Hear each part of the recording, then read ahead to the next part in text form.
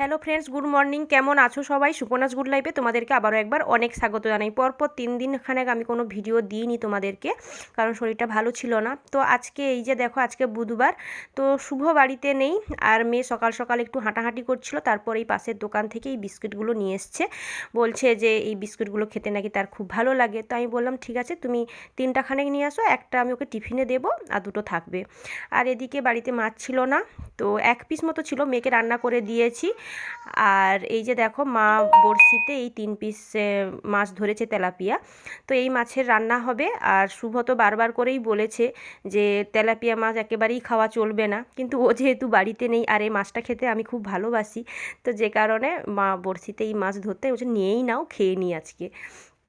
আর এই যে দেখো কি সুন্দর লাগছে ফুলগুলো। এই যে জবাটা দেখছো না, এই জবাটা কিন্তু বর্ষাকালে মানে গরম পড়লে হয়, বাট গরম তো হালকা পড়েই গেছে, তাই না? একদম শীতের আর লেশটুকু মাত্র নেই।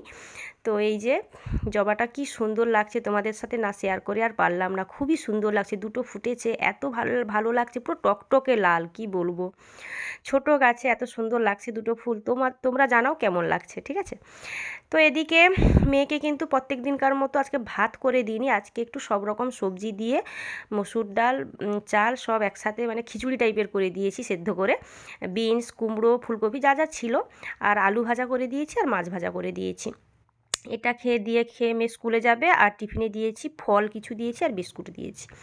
আর এদিকে সরস্বতী পুজো চলে যেতেই কিন্তু মা একেবারে রেডি কুল খাওয়ার জন্য। এই যে দেখো, মামার ঘরে গাছ থেকে, মানে শুভর মামার ঘরে গাছ থেকে কুল নিয়ে এসছে। তো অনেক কুল হয়েছে তাদের ঘরে, টক কুল এগুলো, তবে বেশি টক নেই, হালকা মিষ্টি, কিন্তু বেশি টক নেই। তো মা এগুলো ভালো করে ছাড়িয়ে ধুয়ে টুয়ে পরিষ্কার করে, মানে বোখাটা ছাড়িয়ে দিয়েছে। এই যে দেখো, লবণ দিয়ে ভালো করে জারে রেখে দিল।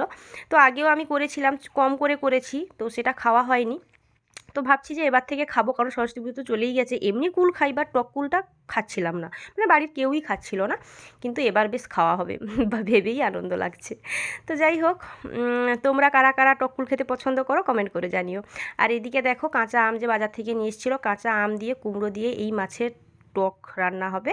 আর আমরা না পূর্ব মেদিনীপুরের মানুষেরা কিন্তু টকটা খাই। অনেকেই কমেন্ট করো তোমরা শুধু টক কেন কেন খাও, ঝোল কেন খাও না? ঝোল তো খাই, অবশ্যই ঝোল খাই, কিন্তু মাছের টকটা আমাদের মানে খেতে ভালো লাগে, এই আর কি।